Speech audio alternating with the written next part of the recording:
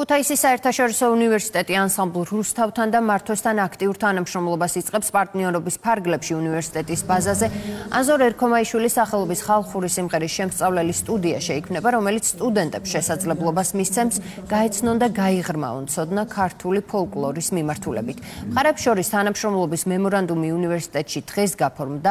ანსამბლმა რუსთავმა ქუთაისის საერთაშორისო უნივერსიტეტს საჩუქრად გადასცა ანსამბლის უნიკალური საარქივო სამტომეული ისტორია კულტურა ეთნოგრაფია.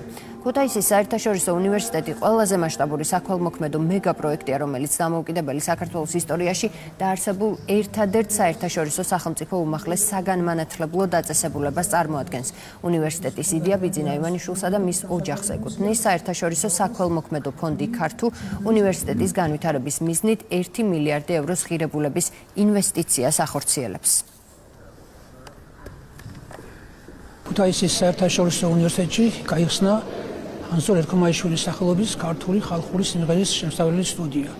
სტუდია ფუნქციონირებს ქართული ხალხური სიმღერის და ცეკვის ანსამბლებთან, რუსთავთან და მართვესთან თანამშრომლობით. სტუდიას ექნება საგანმანათლებლო ფუნქცია, რაც სტუდენტებს მისცემს შესაძლებლობას ქართული ფოლკლორი როგორც მეცნიერული ღირებულება ისე გაეცნონ და შესაბამისად განხორციელდება სწავლება და კვლევა, რაც მნიშვნელოვანია სტუდენტებისთვის. მემორანდუმის ფარგლებში შეიქმნება სტუდია, სადაც სტუდენტები შეისწავლიან ქართულ ფოლკლორს, მისი ყველა განშტოებით, საკრავებს და ფიქრობ, რომ ძალიან კარგი წამოწყებაა და